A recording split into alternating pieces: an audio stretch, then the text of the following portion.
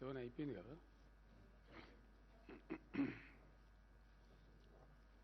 ఇవి ఎవరి దగ్గరనేయండి, డిస్ట్రిబ్యూట్ చేస్తారా? ఈ పేపర్లు ఇచ్చేసి 3 కలిపినాయి కదా.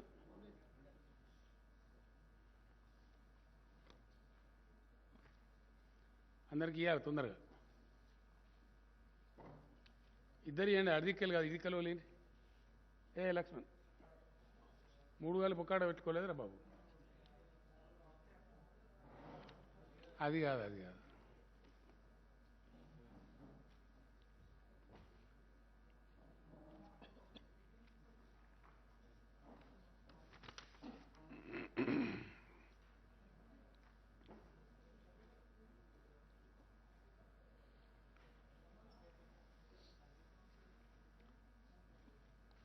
ఇది కూడా తీసి.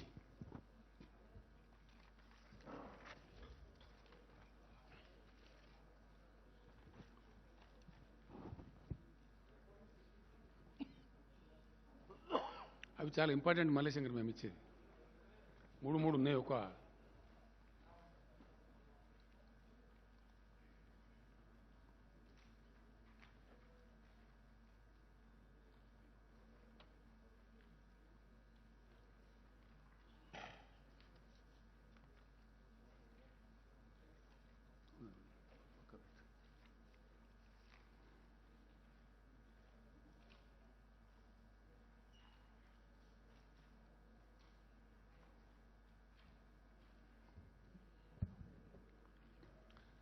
వచ్చేసినాయి కాగితాలు మరి.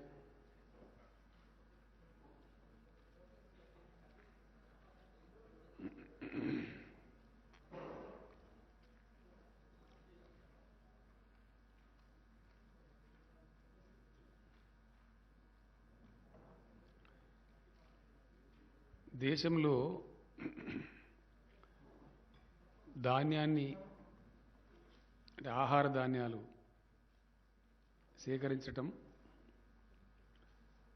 సేకరించినటువంటి ధాన్యాన్ని ప్రజా పంపిణీ వ్యవస్థ ద్వారా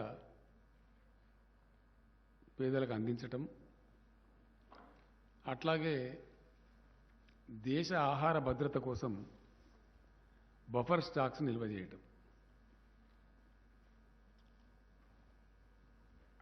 దేశాన్ని ఆహార రంగంలో స్వావలంబనంగా ఉంచడం కోసం ఏ దేశమైనా సరే బఫర్ స్టాక్స్ అనేది మెయింటైన్ చేయటం, సేకరించడం. ధాన్యం 2 రకాలు. ఒకటి ఆహార కొరత ఏర్పడకుండా ఆహార రక్షణ కోసం,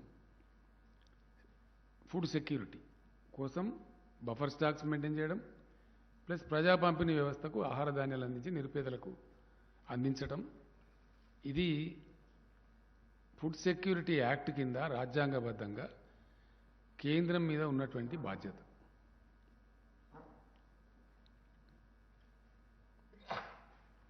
ఈ బాధ్యత గత అనేక సంవత్సరాల నుంచి దేశం ఏర్పడ్డ కాడి నుంచి మనకు స్వతంత్రం వచ్చిన కాడి నుంచి జరుగుతూ ఉంది. ఇలా కొత్తగా జరగడం లేదు. Nothing knew about it. It's a settled system.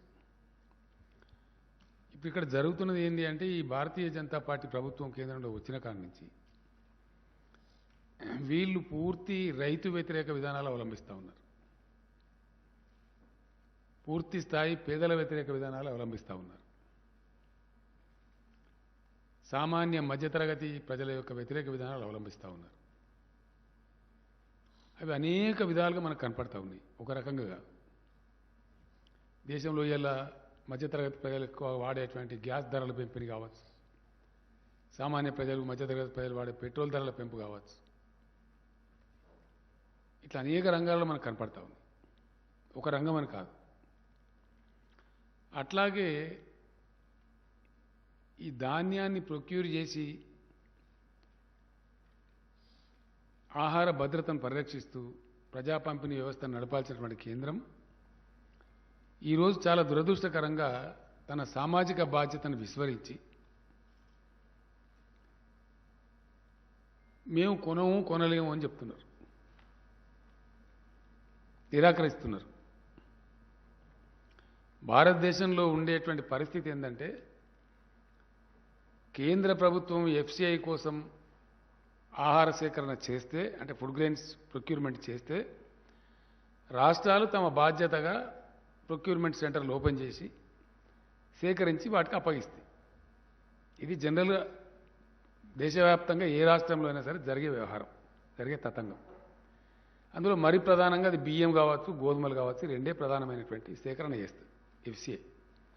ఎందుకంటే మన దేశంలో అయితే రొట్టె తింటారు, లేకపోతే అన్నం తింటారు. మేజర్గా తినేటువంటి తిండి అయితే రొట్టె రూపంలో తింటారు, లేకపోతే అన్నం రూపంలో తింటారు. కాబట్టి సేకరణ చేసేది ఏంది ఎఫ్సిఐ అంటే ఈ రెండే ప్రధానంగా. వేరే ధాన్యం రైతులు ఎవరికి వాళ్ళే అమ్ముకుంటారు, పాపం మార్కెట్లను బట్టి పంటలు వేసుకుంటారు, అమ్ముకుంటారు, అది జరిగిపోతుంటుంది.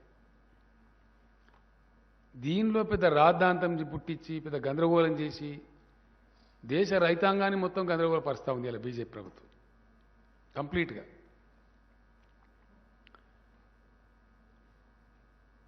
ఇంత చిన్న విషయం ఎందుకంటే ఇప్పుడు సపోజ్ ఫర్ ఎగ్జాంపుల్ ఇది ఎట్లా ఉంటుందంటే చాలా సులభమైనటువంటి విషయం. లక్షల కోట్ల రూపాయల బడ్జెట్ కలిగి ఉండి 140 కోట్ల మందికి ప్రాతినిధ్యం వహించేటువంటి కేంద్ర ప్రభుత్వం ఒక చిల్లర కొట్టు షావుకారులాగా మాట్లాడకూడదు, కిరాణా షాప్ లాగా మాట్లాడకూడదు. అది కేంద్ర ప్రభుత్వానికి ఔన్నత్యం కాదు. ఎట్లా అంటే ప్రతి విషయంలో నువ్వు లాభ నష్టాలు బేరీజ్ వేసుకొని మాట్లాడతావా? అప్పుడు నువ్వు ప్రభుత్వం ఎట్లయితే నాకు అర్థం కాదు. ప్రభుత్వంగా సమాజం పట్ల we have a social responsibility. ఏ ప్రభుత్వం అన్నా కానీ ఇప్పుడు ప్రజా పంపిణీ వ్యవస్థ ఉంది, ఇట్స్ ఏ సోషల్ రెస్పాన్సిబిలిటీ. అట్లానే ఆహార భద్రత, దేశ ఆహార భద్రత is also a social responsibility. దాని నిర్వహణలో భాగంగా కేంద్ర ప్రభుత్వానికి ఎప్పుడన్నా అనుకోకుండా ఏదైనా కారణం చేత కొంచెం నిల్వలు పెరిగినాయి అనుకో, దానికి ఆల్టర్నేటివ్స్ ఆలోచించే శక్తి కూడా కేంద్రానికి ఉంటుంది. ఆ కేంద్రమే ఆ బాధ్యత నిర్వర్తించాలి. ఆ ప్రాసెస్లో ఒక 30,000 కోట్లు, 40,000 కోట్లు, 50,000 కోట్లు, పోను 1,00,000 కోట్లు నష్టం వస్తే కేంద్రం భరాయించాలా? ఇవి చిల్లర కొట్టు కాదు కదా, నాకు అర్థం కాదు. ఆ ప్రాసెస్లో ఒకవేళ ఏదైనా కొంత స్టాప్ గ్యాప్ అరేంజ్మెంట్లో కొద్ది గ్యాప్ వస్తే కేంద్రం షుడ్ బేర్ దట్. ఆ బాధ్యత నుంచి తప్పుకుంటూ, ఆ సామాజిక బాధ్యత నుంచి తప్పుకుంటూ మీరు నేపాల్ని చాలా దిక్కుమాలినతనంగా, చాలా ఘోరంగా, ఘోరాతి ఘోరంగా రాష్ట్రాల మీద నెట్టేసేటువంటి ఒక దరిద్రం కొట్టు ప్రయత్నం జరుగుతూ ఉంది. ఇంత నీచమైనటువంటి కేంద్ర ప్రభుత్వాన్ని ఇదివరకైతే మేము చూడలేదు, భవిష్యత్తులో చూస్తామని కూడా అనుకోవట్లేదు. ఇంత దిగజారినటువంటి కేంద్రాన్ని ఒక అన్ని నోరు తెరిస్తే పచ్చి అబద్ధాలు, నోరు తెరిస్తే అంత డుల్ముల్ రాజకీయం, గందరగోళ పరచుడు, ఏది స్ట్రేట్గా చెప్పకపోవడు. ఇదేం తరహా రాజకీయం అండి, నాకు అర్థం కాదు. ఇదేం పద్ధతి? ఇది ప్రజలను, రైతులను కన్ఫ్యూజ్ చేయడమా లేకపోతే ఏంది? ఇప్పుడు వెరసి ధాన్యం సేకరణ విషయంలో ఇలా మంత్రివర్గంలో దాదాపు 3-4 గంటల పైన చాలా సుదీర్ఘంగా చర్చ చేస్తాం. ఇప్పుడు తేలుతున్నది ఏంది? ఇక్కడ సింపుల్ విషయం. మొన్న పోయినప్పుడు మేము అడిగినాం చాలా స్పష్టంగా, యాసంగిలో మేము ఇచ్చిందే తీసుకోలేదు, తీసుకుంటామని ఇక్కడ ఎఫ్సిఐ మేనేజర్ రాసిస్తాడు. ఆయన రాసిచ్చిన లెటర్ మంత్రికి చూపించి నేనే స్వయంగా చూపించిన. ఇవి ఆయన రాసిచ్చిండా ఈ పరిస్థితి? నా ముందే ఆయన ఏమంటాడు, ఆయన సస్పెండ్ చేస్తా. నువ్వు సస్పెండ్ చేస్తావు, సస్తావు. రాసిచ్చిండు కాబట్టి మేము నీకు జోగినం బియ్యము దానికి డబ్బు తీసుకోవాలంటే, ఇవ్వాలంటే మేము తీసుకోమంటాడు. ఎందుకు తీసుకోవంటే మేము బాయిల్డ్ రైస్ తీసుకోము, ఉప్పుడు బియ్యం తీసుకోము. మరి తీసుకోకపోతే నేను కొన్నా, రైతులకు డబ్బులు ఇచ్చినా, మరి అప్పుడు ఏం చేయాలి? నేను ఎటు పోవాలా అంటే దానికి సమాధానం చెప్పాడు.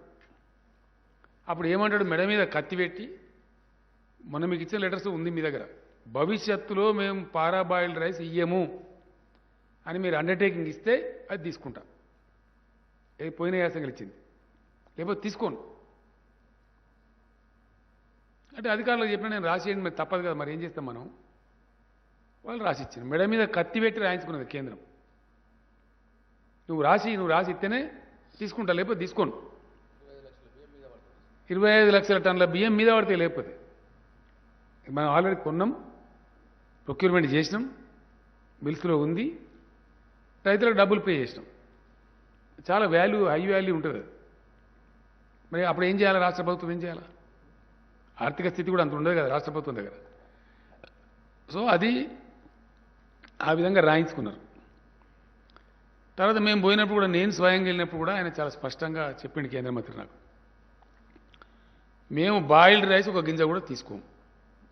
ఇక్కడ వస్తున్నది ఏంది? రెండు విషయాలు అడిగినండి నేను. సరేనా, మరి రా రైస్ తీసుకుంటావు కదా, అది ఎంత తీసుకుంటావు? సంవత్సరానికి కోటా అయ్యి, సంవత్సరానికి ఒకసారి కోటా ఇచ్చేసి మేము ఇంత తీసుకుంటామంటే మేము పండించి ఇస్తాం నీకు, ఆ రైతులకు చెప్తాం. అది మేము చెప్పం. తర్వాత వర్షాకాలానికి నువ్వు 40 లక్షలకు ఇచ్చినవు.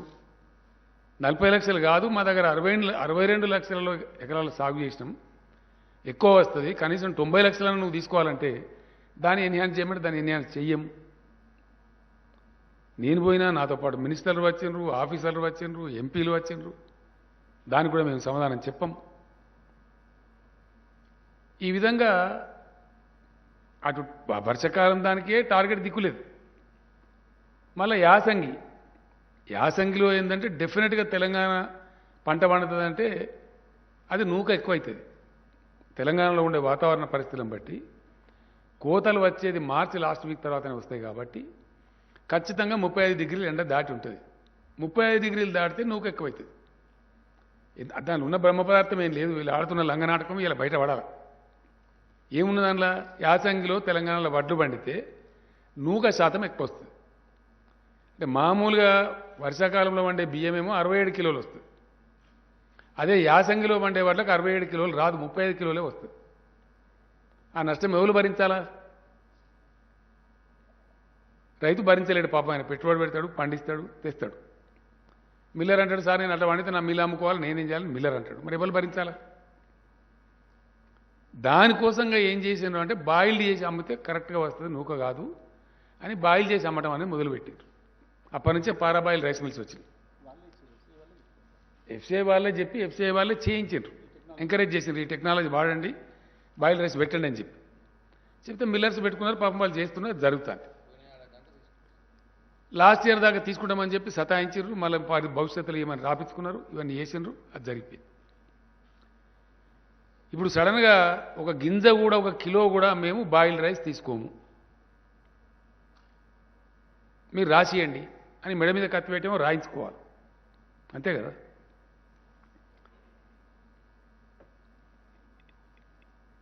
ఇప్పుడు ఏం చేయాలి మరి రైతులు? ఏం జరగాలి ఇప్పుడు? మేము అనేక రకాలుగా అనేక సమస్యలు ఎదుర్కొని విభజన చట్టం ద్వారా వచ్చినటువంటి పూర్తిస్థాయిలో కేంద్రం సహకరించకున్నా, ఆంధ్రప్రదేశ్ వాళ్ళు బాగా సతాయించిన, వితిన్ తెలంగాణ ఉన్న కొంతమంది రాజకీయ రాక్షసులు వందల వేల కేసులు వేసినా అన్ని ధీటుగా ఎదుర్కొని బ్రహ్మాండంగా ప్రాజెక్టులు కట్టాం. చాలా గందరగోళంగా ఉన్నటువంటి కరెంటును మంచిగా చేసి కరెంటు 24 గంటలు వచ్చేట్టు చేసినాం. గ్రామీణ ఆర్థిక వ్యవస్థ పటిష్టం కావాలని ఒక్క వ్యవసాయం కాదు అనేక రంగాలలో చర్యలు తీసుకున్నాం. దాంట్లో వ్యవసాయం కూడా చాలా బాగా పటిష్టపరిచినాం. రైతులను అద్భుతంగా ఎంకరేజ్ చేయడానికి రైతు బంధు ఇచ్చినాం. రైతులు చనిపోతే కుటుంబాలు బదారణ పడద్దని రైతు బీమా ఇచ్చినాం. 24 గంటలు ఫ్రీ కరెంట్ ఇచ్చే ఒకే ఒక రాష్ట్రం ఈ దేశంలో తెలంగాణ. వాటర్ సెస్ లేకుండా, నీటి తీరువా అనేది ఒక రూపాయి కూడా తీసుకోకుండా నీటి తీరువా పాత బకాయిలు రద్దు చేసి ఇప్పుడు మళ్ళీ ఫర్దర్ ఒక రూపాయి కూడా కలెక్షన్ చేయకుండా, నీటి తీరువా వసూలు చేయకుండా నీళ్ళు ఇచ్చే ఒకే ఒక రాష్ట్రం ఇండియాలో తెలంగాణ. ఏ రాష్ట్రం కూడా లేదు, అందరు నీటి తీరువా తీసుకుంటారు. కాలువల ద్వారా ప్రాజెక్ట్ నీళ్ళు కనుక ఇస్తే, చెరువుల ద్వారా ఇస్తే కూడా వాటర్ సెస్ కలెక్ట్ చేస్తారు, ట్యాక్స్ నీటి పన్ను వసూలు చేస్తారు. పాత నీటి పన్ను బకాయిలు రద్దు చేసి ఇప్పుడు కొత్తగా నీటికి పన్ను లేకుండా మా రైతాంగం బాగా పంటలు పండించాలని పండిస్తున్న ఏకైక రాష్ట్రం తెలంగాణ. దీంతో ఏమైపోయింది? మీకు ఇచ్చిన టేబుల్లో ఉన్నది, బ్రహ్మాండమైనటువంటి వ్యవసాయ విస్తరణ జరిగింది. చాలా అద్భుతమైనటువంటి పంటల దిగుబడి పెరిగింది తెలంగాణలో. మీకు ఇచ్చిన టేబుల్స్లో ఉందండి, చాలా స్పష్టంగా ఉంది.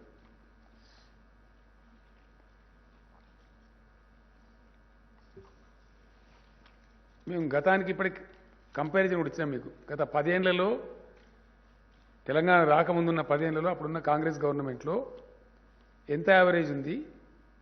Paddy area in 1,00,000 acres average అప్పుడు ఆ 10 ఏళ్లలో యావరేజ్ 49.27 లక్షలు ఉంటే ఇప్పుడు 7 ఏళ్లలోనే 104.23 లక్షల ఎకరాలు సాగైతా ఉంది విస్తీర్ణం. మీ టేబుల్ చూస్తే మీకు అర్థమవుతుంది. మీకు చాలా స్పష్టంగా ఇచ్చినాం మేము. ఈ టేబుల్ రెండవ టేబుల్లో ప్యాడీ ప్రొక్యూర్మెంట్ అంటే ధాన్యం సేకరణ 2004 నుంచి 2013-14 దాకా అంటే తెలంగాణ వచ్చేదాకా ఇంకో టేబుల్లో ఉంది మీకు ఇచ్చిన దానిలో. ఆ 10 సంవత్సరాలలో యావరేజ్ ప్రయాణం ఎంత ధాన్యం సేకరించిన వరి ధాన్యం అంటే 10.09 ల్యాక్స్ 10 లక్షల టన్నులు సేకరించారు సంవత్సరానికి. ఇవాళ తెలంగాణ వచ్చిన తర్వాత 7 ఏళ్లలో 10 ఏళ్ళు కాలే, మాది ఇంకా 3 ఏళ్ళు కావాలి. 7 సంవత్సరాలలో తెలంగాణ సేకరించే యావరేజ్ ధాన్యం 69.38 లక్షలు. ఇది నా లెక్క కాదండి, ఇది మొత్తం గవర్నమెంట్ స్టాటిస్టిక్స్. ఈ 10 ఏళ్ల లెక్క కూడా వ్యవసాయ శాఖ స్టాటిస్టిక్సే. మీరు ఎవరిని అడిగినా ఇస్తారు. ఇది డిపార్ట్మెంట్ లెక్క, ఇది కాకి లెక్క కాదు. ఎఫ్సిఐ దగ్గర ఉంటుంది, గవర్నమెంట్ ఆఫ్ ఇండియా దగ్గర ఉంటుంది, గవర్నమెంట్ తెలంగాణ దగ్గర ఉంటుంది. యావరేజ్ 2004-05 నుంచి 13-14 దాకా 10 ఏళ్లలో 10.09 ల్యాక్స్ ఉంటే ఈ 7 ఏళ్లలో యావరేజ్ ధాన్యం సేకరణ వచ్చి 69.3 లక్షలు. హైయెస్ట్ ప్రొక్యూర్మెంట్ అయింది last year 141.08 lakh metric tons. అది కూడా ఇచ్చినాం మీకు ఇక్కడ. 1,41 lakh మెట్రిక్ టన్స్ ధాన్యం సేకరించారు. ఇది ఎట్లా సాధ్యమైంది? ఇది అంటే మొదటి సంవత్సరం చూడండి 15లో కరువు ఉన్నది, కరెంట్ బాగా లేదు, అప్పటికి ఇంకా బాగా గాలే. 14-15 మీరు చూడండి, చూస్తే మీకు ఇచ్చిన టేబుల్లో మేమేమి వేరే చెప్పలేదు, జరిగిన యాక్చువల్ ఫిగర్స్ ఇవి. కారణం ఏంటంటే మేము కొత్తగా వచ్చిన గవర్నమెంట్కి అప్పుడప్పుడే సర్దుబాటు చేస్తున్నాం. మీ టేబుల్ చూస్తే మీకు క్లియర్గా అర్థమవుతుంది. ఈ చివరికి వచ్చేటప్పటికి ఎట్లెట్లా కరెంటు మంచిగా అవ్వకుండా వచ్చిందో, ఎట్లెట్లా ప్రాజెక్టులు కంప్లీట్ అయినాయో, ఎట్లెట్లా మిషన్ కాకతీయ కంప్లీట్ అయిందో, పవర్ స్టెబిలైజ్ అయ్యి బోర్లలో అండర్గ్రౌండ్ వాటర్ పెరిగిందో అట్లా క్రాప్ పెరుగుతూ వచ్చింది. అటు చెరువుల ద్వారా కావచ్చు, బోర్ల ద్వారా కావచ్చు, ప్రాజెక్టుల ద్వారా, కాలువల ద్వారా కావచ్చు, క్రమంగా పెరుగుతూ వచ్చి లాస్ట్ ఇయర్కి వచ్చేటప్పటికి భయంకరంగా పెరిగింది. ఒక 140 అంటే 1,41,40,000 టన్నులు ఉత్పత్తి చేసింది తెలంగాణ. ఇది మీకు జీర్ణం కాక, మీకు అర్థం కాక, మీకు తెలివితేటలు లేక, మీకు నిర్వహణ సామర్థ్యం లేక అన్ని అరాకిరి మాటలు మాట్లాడుకుంటూ చాలా దిక్కుమాలిన మాటలు మాట్లాడుతూ ఉన్నారు. చాలా తప్పు అది. అందుకే ఇలా మేము పార్లమెంట్లో నిలదీస్తూ ఉన్నాం, లోక్సభలో అలా సమాధానం లేదు. టీఆర్ఎస్ పార్లమెంట్ సభ్యులు ప్లకార్డులు పట్టుకొని నిలదీస్తూ ఉన్నారు ఢిల్లీలో, దాని మీద జవాబు లేదు. మేము అడిగితే కూడా బాయిల్డ్ రైస్ కొనం. మరి తెలంగాణలో వచ్చేదే బాయిల్డ్ రైస్. బాయిల్ చేయకపోతే వచ్చేది ఓన్లీ 50%. బాయిల్ చేయనప్పుడు వచ్చేది ఎంత? 50% రా రైస్ అంటే. కానీ ఉల్టా పల్టా మాట్లాడి మేము బియ్యం కొనమన్నామా అని కేంద్ర మంత్రి కిషన్ రెడ్డి మాట్లాడతారు. బ్యాడ్ లక్ ఏంటంటే, దురదృష్టం ఏంటంటే, చాలా దుర్మార్గమైనటువంటి పద్ధతి ఇది. చాలా అంటే చాలా దుర్మార్గమైన పద్ధతి. ఒక రాష్ట్రానికి కేంద్రంలో ఒక మంత్రి ఉన్నాడంటే రాష్ట్ర ప్రజలు సంతోషపడతారు. అరే అట్టెట్లా కొన్నారు బై, కొనాలి, మా రాష్ట్రంలో గట్లనే పండుతుందా, మా యాసంగి ఇప్పుడు మాకు బాయిల్ రైస్ అవుతుంది, తీసుకోవాలి అని చెప్తే సిపాయి కిషన్ రెడ్డి, ఎట్లన్నా చేసి నేను కొనిపిస్తా అని చెప్తే సిపాయి కిషన్ రెడ్డి, అంతే కదా. కొనము అని చెప్పి రెండా కేంద్ర మంత్రి కావన్నా తెలంగాణకు? నాకు అర్థం కాదు. శాతగాని దద్దమ్మ. I'm very sorry. ఏం మాట్లాడుతున్నాడు అతను? ఒక ఉన్మాదిలాగా మాట్లాడుతున్నాడు. I blame definitely. నీకు దమ్ముంటే నువ్వు ఏ ప్రభుత్వంలో మంత్రి ఉన్నావో కొనిపి బాయిల్ రైస్ తెలంగాణ నుంచి వస్తుంది. బాయిల్ రైసే వస్తుందండి, 35 degrees టెంపరేచర్లో పడుతుంది మా పంట, కొనండి అని చెప్పు. అది శాత కాదు నీకు. ఏం దిక్కుమాలిన పాలసీ మీది? మీ చేతగాంతనాన్ని మంది మీద రుద్దుతారా? మీది రైతు హంతక ప్రభుత్వం. దిక్కుమాలిన చట్టాలు తెచ్చి మీ ప్రధానమంత్రి క్షమాపణ చెప్పిండి ఇలా రైతుల మొత్తం భారతదేశానికి, భారతదేశ రైతాంగానికి. ఎందుకు చెప్పిన క్షమాపణ నాకు అర్థం కాదు. 750 మంది రైతులను పొట్టన పెట్టుకున్న హంతకుల పార్టీ మీది. మీకు మాట్లాడతారా మీరు? మీది రైతు రాబందు పార్టీ, వాస్తవం కాదా? 750 మంది చచ్చిపోలేదా? 13 నెలలు పాపం వాళ్ళు కరోనాలో, ఎండలో, వానలో, చలిలో ఆడ చస్తే వాళ్ళని ఆందోళన జీవులని అవమానపరిచి ఇష్టం వచ్చిన నోటికొచ్చిన కారు కూతలు తిట్టి కొట్టి చంపమని హర్యానా ముఖ్యమంత్రి చెప్పి కార్లు ఎక్కించి తొక్కించి చంపి చివరికి క్షమాపణ చెప్పింది మీరు. మళ్ళీ సిగ్గు లేకుండా మాట్లాడుతుండే ఇలా. మేము రైతు బంధువులం, మేము చేయలే. నాశనం అయిపోయినటువంటి చెరువులన్నీ బాగా చేయలే. కనబడతలేవా? దా ఏ ఊరికి వస్తావు? ప్రాజెక్టు మేము కట్టలే, కనబడతలేవా? ఇలా స్టెబిలైజ్ కాలేదు ఆయకట్టు. ఆన్ గోయింగ్ ప్రాజెక్టులను మేము కంప్లీట్ చేయలే. ఎవరు కంప్లీట్ చేసినారు? ఎల్లంపల్లి ప్రాజెక్ట్ ఎవరు కంప్లీట్ చేశారు? మిడ్ మానేర్ ప్రాజెక్ట్ ఎవరు కంప్లీట్ చేశారు? నెట్టెంపాడు, కల్వకుర్తి, భీమా, కోయిల్ సాగర్ ఎవరు కంప్లీట్ చేసిండ్రు? దశాబ్దాల తరబడి పెండింగ్ ఉన్నాయి. దేవాదాయ ప్రాజెక్ట్ ఎవరు కంప్లీట్ చేసిండ్రు? ఇవన్నీ కాకుండా అడ్డగోలుగా మాట్లాడతాము, రాజకీయాలు చిల్లర రాజకీయాలు మాట్లాడతామని చిల్లర లూజ్ మాటలు. ఇంకా ఎంత చీప్గా అంటే ఇది మరీ దరిద్రం. పెట్రోల్ డీజిల్ రేట్లు పెంచింది ఎవరండి దేశంలో? నరేంద్ర మోడీ ప్రభుత్వం కాదా? ఈ కిషన్ రెడ్డి మంత్రి ఉన్న ప్రభుత్వం కాదా? అప్పుడు క్రూడాయిల్ ధర ఎంత, ఇవాళ క్రూడాయిల్ ధర ఎంత? క్రూడాయిల్ ధర తగ్గినాక కూడా మీరు అబద్ధాలు చెప్పి మోసం చేసి దేశాన్ని డీజిల్ ధర పెంచుతారు. పెంచిన తదుపరి రాష్ట్రం వేడ తగ్గించాలని ధర్నా చేస్తారు. మరి సిగ్గుందా మీకు? అని ఇజ్జతమానం ఏమైనా ఉందా? ఇంత అమాయకుల ప్రజలు గొర్రెలా? నువ్వు పెంచాలా, మేమేమో తగ్గి అన్నా. ఇది నీతా? ఇది కేంద్రాన్ని పరిపాలించే, దేశాన్ని పరిపాలించే ఒక ప్రభుత్వం చేసేటువంటి గొప్పతనమా ఇది? ఇదేం దందా అండి? నాకు అర్థం కాదు. డెఫినెట్గా వీళ్ళు ముంచేటోళ్ళు తప్ప మంచి చేసేటోళ్ళు కాదు, తేలిపోయింది. ఇప్పుడు రైతుల వ్యతిరేక పార్టీ 100%. కిషన్ రెడ్డి మాట్లాడతారు రైతులతో మోడీ ఉన్నాడు, రైతులతో మోడీ ఉన్నాడు, కొనుమని బాయిల్ రైస్ కొనమని. నువ్వంత గొప్పడో అయితే అట్లా కొనరా, కొనిపిస్తాం, కేంద్రంతో మాట్లాడిస్తామని చెప్పు. నేను పండితే 75 లక్షల ఎకరాల వరి మేము రెడీగా ఉన్నామా వేయడానికి? నువ్వు కొంటాడు, మేము వద్దంటున్నామా? ఎవరిని మోసం చేస్తావు నువ్వు? రైతులు బండియాలి, వాళ్ళ కొంపలు ఆరిపోవాలి, గందరగోళం చెలరేగన్న ఇక్కడ తెలంగాణలో మళ్ళీ రైతుల ఆత్మహత్యలు పునరావృతం కావన్నా? ఇది చాలా భరించరానటువంటి మాటలు ఇవ్వాలి అతను మాట్లాడి. అలా అగ్రికల్చర్ పాలసీ నీకు ఎరక తోక అగ్రికల్చర్ పాలసీ. మాకెందుకు లేదు అగ్రికల్చర్ పాలసీ? బ్రహ్మాండ అగ్రికల్చర్ పాలసీ లేకపోతేనే 1,41,00,000 టన్నుల బియ్యం ఇచ్చినా మనకు పోయిన సంవత్సరం. ఏం కొంటాం? అదంతా కాదా? తెలంగాణ వడ్డు పండిస్తుంది, బాయిల్ రైస్ అవుతుంది. కొంటవా కొనవరా బాయ్ చెప్పండి. అది చెప్పాడట. అంత వాటి ముఖ్యాన్న అంటే మూడు చూడు దింపి చూపించినట్టు. రా రైస్ ఎంత తీసుకుంటావు అది చెప్పాడు. వానకాలం దానికే దిక్కులేదు. ఇప్పుడు వర్షాకాలంలో ఎంత తీసుకుంటావో చెప్పాడట. పంట వస్తూనే ఉన్నది, కొంటూనే ఉన్నాం. ఇవాళకి ఆల్రెడీ తెలంగాణ ప్రభుత్వం 22 లక్షల టన్నులు కొనేసింది. కానీ మేము కళ్ళ అక్కడ పోయి డ్రామా పెడతాము. ఇప్పుడు పెడదు రాయిగా. మేము స్పష్టంగా తెలంగాణ రైతాంగాన్ని తెలియజేస్తూ ఉన్నాం. ఇవాళ కేంద్రంలో ఉన్న ప్రభుత్వం వైఖరి మీరు గమనిస్తూ ఉన్నారు.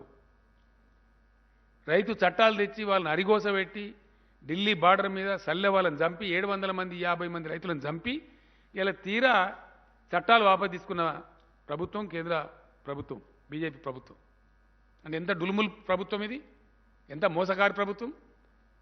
ఈ ప్రభుత్వంలో ఉన్న కేంద్ర మంత్రి కావచ్చు, ఇక్కడ ఉండబడే వాళ్ళ పార్టీ అధ్యక్షుడు కావచ్చు, చాలా దరిద్రంగా ప్రజలను కన్ఫ్యూజ్ చేసే విధంగా మాట్లాడుతూ ఉన్నారు. వీళ్ళ వైఖరి మేము పోయినప్పుడు కేంద్ర మంత్రి ఏమో ఆయన ఇంకోటి మాట్లాడతాడు. ఆయన నేను పోయొచ్చిన మొన్న. ఆ తర్వాత ఎమ్మెల్యేలు, మంత్రులు, ఎంపీలు డెలిగేషన్ పోయినారు, అధికారుల బృందం పోయింది చీఫ్ సెక్రటరీ గారి నాయకత్వంలో. ఆ తర్వాత మళ్ళీ పోయినారు రమ్మంటే ఆయన ఇచ్చిన డేట్ ప్రకారం. ఆడ 9-10 మంది ఎంపీలు ఉంటే అందరు కలిసిపోయినారు. మళ్ళీ ఇంతమంది వచ్చినా మీకేం పని లేదా, వేరే పని లేదా అంటాడు ఆయన. ఇదా ఒక రాష్ట్ర ప్రభుత్వం తరఫున రాష్ట్ర రైతుల తరఫున ఒక వ్యవసాయ శాఖ మంత్రి, ఆయనతో పాటు ఇంకో 3 మంత్రులు, 10 మంది ఎంపీలు పాలసీ వస్తే మా రైతులకు చెప్పుకుందాం, మంచో చెడనో బతకాలి కదా, పెంచినామని చెప్పిపోతే మీకేం పని లేదా, వేరే పని లేదా అంటాడా కేంద్ర మంత్రి? పని లేక పోతారా 10 మంది ఎంపీలు, 4 మంత్రులు, chief secretary, agriculture secretary, finance secretary? పచ్చి అబద్ధాలు నోరు తెరిస్తే పచ్చి. ఎంత దుర్మార్గం అంటే మీరు స్టన్ అవుతారు. మీరు పొద్దున రామచంద్రని అడగండి, ఆ లెటర్ ఇస్తాడు. మీరు తీసుకోవచ్చు, ఇప్పుడు కూడా తీసుకోవచ్చు. లేదు మీద పంట అంతా లేదు, శాటిలైట్ చూపెడతలేదు. శాటిలైట్ చూపెడతలేదా, నీ మెదడు చూపెడతలేదు రా బయట. గంతవాదం ఎందుకు మాట్లాడతావు? మేమైనా పైరవకాల్లా కనబడుతున్నాం, మేము రాష్ట్ర ప్రభుత్వం, మేము ఏమనుకుంటున్నావు నువ్వు అని మొత్తం లెక్కలు కొంచెం మొక్క మీద కొట్టినాం. కరెక్టే ఉన్నది, 62 లక్షల ఎకరాల వరి ఉన్నదని మేము రిపోర్ట్ ఇస్తే లేదు అంటాడు, శాటిలైట్ చూపెడతలేదు అంటాడు. ఇంత తెలివి తక్కువ ఒక కేంద్ర ప్రభుత్వం మాట్లాడేది. మళ్ళీ మేము తీసుకుపోయి ఇచ్చిన తర్వాత కరెక్టే 58,66,000 ఎకరాలలో ఉంది అని మళ్ళీ ఒప్పుకుంటాడు. అని ఏ మాట కరెక్ట్ నీది? ఏది కరెక్ట్? మీ వ్యవహారం ఏంది అసలు? రైతుల జీవితాలతో ఇదేనా చెలగాటమాడే పద్ధతి? ఒక రాష్ట్ర ప్రభుత్వంతో వ్యవహరించే పద్ధతేనా ఒక కేంద్ర ప్రభుత్వం? ఇదేనా ఈ వ్యవహారమా? ఈ గోల్మాల్ చేసి మీరు రాజకీయాలు చేస్తామనుకుంటున్నారా? ఇట్లా చాలా చీప్గా బిహేవ్ చేసి మాట్లాడుతూ ఉన్నారు, ప్రజలను గందరగోళపరిచి మాట్లాడుతూ ఉన్నారు. డెఫినెట్గా తెలంగాణ రైతులను ముంచుతారు వీళ్ళు 100%. ఎందువల్ల ఈ మాట చెప్పాల్సి వస్తుంది? ఈ బాధ ఎందుకు అవుతుంది? రేపు రైతులు పండిస్తారు, ఇది తీసుకోడు, ఏం కావాలి గతి? ఏమవుతుంది? పెట్టుబడి పెడతారు, పాపం కష్టం చేస్తారు, పంట వస్తుంది. నేను మొన్ననే చెప్పిన, యాసంగి కూడా మళ్ళీ రైతు బంధు ఇస్తాం, మీరు బేఫికర్ ఉండని చెప్పిన రైతులకు. మేము అన్ని ఇస్తున్నాం, కరెంట్ ఇస్తున్నాం, నీళ్ళు ఇస్తున్నాం, పెట్టుబడి ఇస్తున్నాం, మంచి విత్తనాలు అందిస్తున్నాం. నాసిరకం విత్తనాలు ఇస్తున్నాడు కిషన్ రెడ్డి చెప్తాడు ఈ ముఖానికి. నాసిరకం విత్తనాలా? ఈ ఇండియా మొత్తంలో కల్తీ విత్తనాల మీద పీడీ యాక్ట్ తెచ్చిన ఒకే ఒక government Telangana government, no other state in India. ఇప్పుడు ఈ సీజన్లో కూడా అరెస్ట్ చేసినాం, దాదాపు 78 మందిని పీడీ యాక్ట్ పెట్టినాం. ఆ పీడీ యాక్ట్ పాస్ చేయమంటే 7 నెలలు వీళ్ళు కింద పెట్టుకొని కూర్చున్నారు ఢిల్లీలో. మళ్ళీ నేను పోయి తిరిగి అప్పుడు ఆయన రవిశంకర్ ప్రసాద్ అని ఉండే, ఆయన సంజాయించి ఇది అవసరం ఉందా, రైతులు ఆత్మహత్య చేసుకున్నట్టు అవుతుంది, చచ్చిపోయినట్టు అవుతుంది, పంట పెడతారు పాపం నమ్మి యాళ్ళ ఖాతాగాయది, హతాశులు అయిపోతారు రైతులు అని చెప్పి సంజాయించి కేంద్ర లా మంత్రికి, ఈ మంత్రికి, ఆ మంత్రికి చెప్పి అప్పుడు పాస్ అయింది చట్టం. మీ బీజేపీ పాలించిన దానికంటే 1 కోటి రెట్లు ప్రతి రంగంలో మంచుకున్నాం మేము ఇవాళ. 1 కోటి రెట్లు, 1-2 రెట్లు కాదు. ఈ విధంగా మీ ఆహార దాని బాధ్యత తీసుకోరు, ఆహార భద్రత విషయం బాధ్యత తీసుకోరు, పంటలు పండితే రైతుల సంక్షేమం పట్టించుకోరు, ఎంత తీసుకుంటాడు అది చెప్పరు, ఇంకా ఉల్టా మీదే మాట్లాడతారా మీదికెళ్ళి. నేను ఇలా సీదా ఒకటే పాయింట్, ఎందుకు వచ్చిందండి ఈ ఇంత ప్రాబ్లం ఎందుకు వస్తుంది అసలు? తెలంగాణ ఎక్కువ ధాన్యం పండిస్తుంది కాబట్టి, దేశంలోనే హైయెస్ట్ పండిస్తుంది కాబట్టి కండు మండి ఈ చిల్లర బాధ. కేంద్రాన్ని ఒప్పించే తెలివి లేక, దమ్ము లేక, మా రైతులు పండిస్తాను కాబట్టి కొనుమని చెప్పేటువంటి నోరు లేక, అక్కడ మిమ్మల్ని వాడు పడుచుకోరు కూడా, మిమ్మల్ని ఈనాతీనంగా చూస్తారు వీళ్ళని దేగ కూడా దేకుతాడు వెళ్ళాడు. అది లేక ఈ దిక్కుమాలిన దరిద్రానికి పిచ్చి పిచ్చి మాటలు మాట్లాడుతూ ఉన్నారు. మళ్ళీ ఇంకా ఎంత గొప్పదనం అండి వీళ్ళది ప్రభుత్వాన్ని, నరేంద్ర మోడీ గారి ప్రభుత్వాన్ని. మీకు గ్లోబల్ హంగర్ ఇండెక్స్ అని ఇచ్చినాం, మీ దగ్గర ఉంది, దయచేసి చూడండి. గ్లోబల్ హంగర్ ఇండెక్స్లో ఈ కేంద్ర మంత్రి సిగ్గు లేకుండా మాట్లాడతాడు, పీయూష్ గోయల్. మాట్లాడడానికి నోరెట్లతో తెలియదు నాకు. ఈ must be ashamed. Global index, hunger index అంటే ప్రపంచ ఆకలి సూచిక ఇది. ఇది ఏం చూపెడుతుంది? 116 దేశాలను సర్వే చేస్తే ఇండియా స్థానం 101.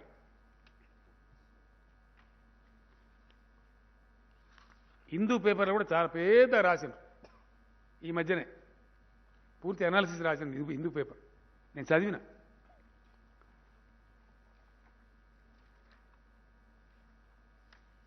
ఇక్కడ ఇంకా దరిద్రం ఏంటంటే మీకు ఏమైనా సిగ్గుంటే ఇప్పటికైనా కళ్ళు తెరవండి కిషన్ రెడ్డి గారు, పీయూష్ గోయల్ గారు అని చెప్తా ఉన్నాను నేను. సిగ్గు లజ్జ ఏమని ఉంటే గ్లోబల్ హంగర్ ఇండెక్స్లో మన స్థానం 101. ఇలా పాకిస్తాన్ స్థానం ఎంత ఉందా?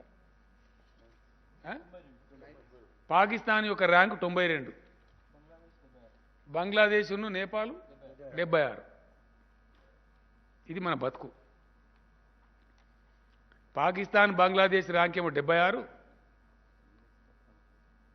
పాకిస్తాన్ కాదు బంగ్లాదేశ్ నేపాల్ ర్యాంకు 76, పాకిస్తాన్ ర్యాంక్ ఏమో 92, మన బతికేమో 101. ఇది గ్లోబల్ హంగర్ ఇండెక్స్. మీరు మాట్లాడతారు మా దగ్గర నిల్వలు ఎక్కువైనాయి, అవసరం లేదు, స్టాక్స్ ఫైల్ అయినాయి అంటే ఏదన్నట్టు ఇది? అప్పట్లో విప్లవ కవి రాసిండు, అన్నపు రాసులు ఒకవైపు ఆకలి కేకలు ఇంకోవైపు. అది అట్లే ఉంది కదా కథ. నీకు సామాజిక బాధ్యత ఉంటే ధాన్యం తీసుకొని పెంచు, ఆకలిని బిడ్డలకు మంచు, ఫ్రీ రైస్ డిస్ట్రిబ్యూట్ చేయి, అక్కడనేమో అవాయిడ్ చేస్తావు. గ్లోబల్ హంగర్ ఇండెక్స్ వాస్తవమా కాదా? ఇది ప్రతి సంవత్సరం వస్తుందా రాదా? అన్ని దేశాలకు వస్తుందా రాదా? ఇంకా ఇంకా సిగ్గుపోయే స్థానం ఏంటంటే ఈ ఘనత వహించిన కిషన్ రెడ్డి బాగా మాట్లాడియాల. వీళ్ళ ఘనత వహించిన పరిపాలనలో మీకు లాస్ట్ పేజీలో ఉంది ఇండెక్స్.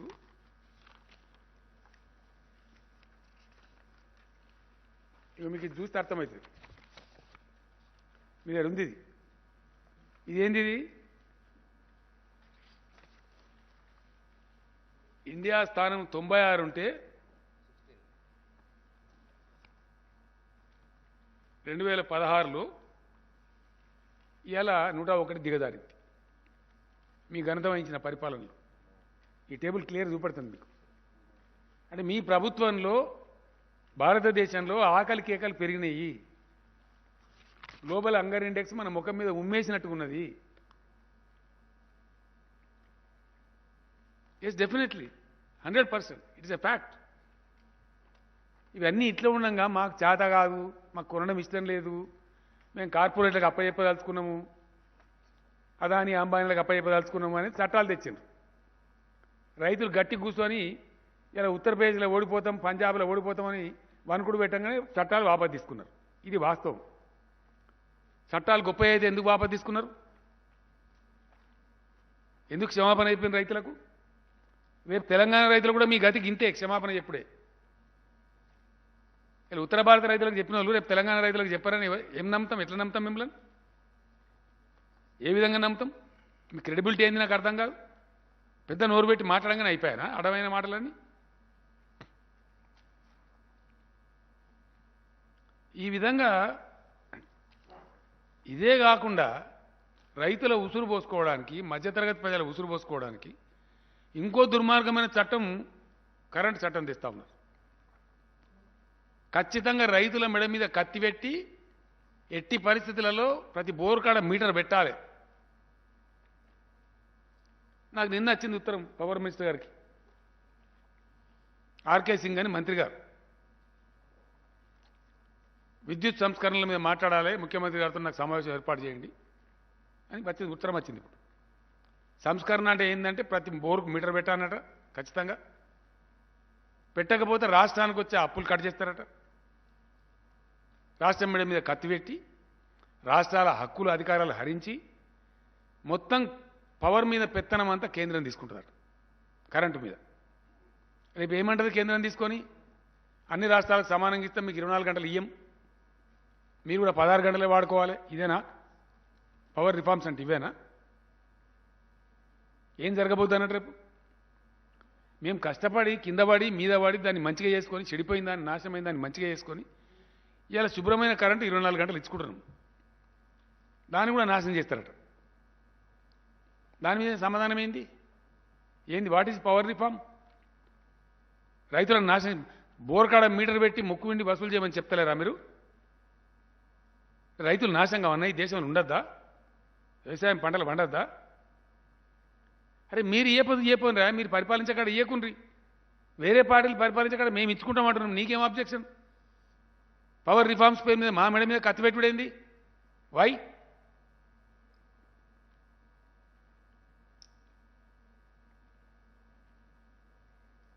ఏంది అది కూడా ఉందిగా, అది చాలా పెద్ద కథ. నెక్స్ట్ దానిలో చెప్దాం. మస్తు ఉన్నాయని బయట పెట్టేటి ఆడిట్స్ పెడతాం వీళ్ళని. తప్పదిగా ఈ దేశంలో రైతులు బాగుపడాలంటే ఈ ప్రభుత్వాన్ని పారదోలాలి ఈ దేశం నుంచి 100%. We have to fight A battle. సామాన్య ప్రజలు, పేద ప్రజలు, రైతులు వాళ్ళకి రక్షణ రావాలంటే ఈ దుర్మార్గమైన బీజేపీ పరిపాలన పోవాలి ఈ దేశం నుంచి 100%. ఏం వైఖరండి ఇది? నాకు అర్థం కాదు. మేము పెంచుతాం డీజిల్ ప్రైజు, మళ్ళీ బదాల్లో మేమే లొల్లి పెడతాం. ఇంత మాయం వచ్చిందిరా ఉంటుందా? ఇంతకన్నా దుర్మార్గం ఉంటుందా? మేము వడ్లు కొనము, అయినా గొడవ పెడతాం. కొరేమ్మా కొన అంటున్నావు నువ్వే, నిరాకరిస్తున్నావు నువ్వే, మా పాలసీ మారిందని చెప్తావు నువ్వే, బాయిల్డ్ రైస్ కిలో కూడా కొన అంటావు నువ్వే, మళ్ళీ కళ్ళాల కడపోయి నువ్వే వేసేస్తావా? ఇదేం కథనండి? ప్రపంచం లెక్కలేదు ఇది. ఇక ఉంటుందా ఇటువంటి కథ? పనికి మాలిన చట్టాలు తెచ్చేది నువ్వే, రైతులకు క్షమాపణ చెప్పేది నువ్వే, 750 మంది రైతుల సావులకు కారణం నువ్వే, వాళ్ళకు రూపాయి పరిహారం అంటే ఇస్తే ఇవ్వమంటే ఇస్తలేవేంది? నాకు అర్థం కాదు.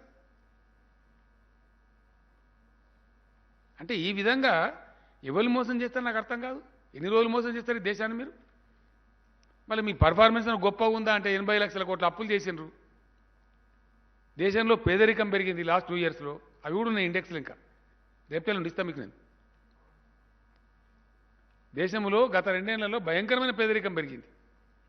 దేశం యొక్క అప్పులు 80 లక్షల కోట్లు, వీళ్ళ హయాంలో చేసిన 80 లక్షల కోట్లు, మొత్తం 1,30,00,000 కోట్లు ఉన్నాయి. పాత 50 లక్షలు ఉంటే వీళ్ళు 80 లక్షలు చేశారు. మరి ఏం ఉద్ధరించారు మీరు? మీరు ఎవరికి కిరీటం పెట్టినరు? గత 7 ఏళ్లలో నరేంద్ర మోడీ ప్రభుత్వం ఈ దేశ ప్రజలకు చేసింది ఏ రంగంలో? మీరు సాధించిన ప్రగతి ఏంది? దమ్ముంటే గది చెప్పు. ఏంటంటే మేము కూడా శబ్బాష్ అంటాం. ఏ రంగంలో చేశానండి? పేదల కోసం ఏమైనా చేశారా మీరు?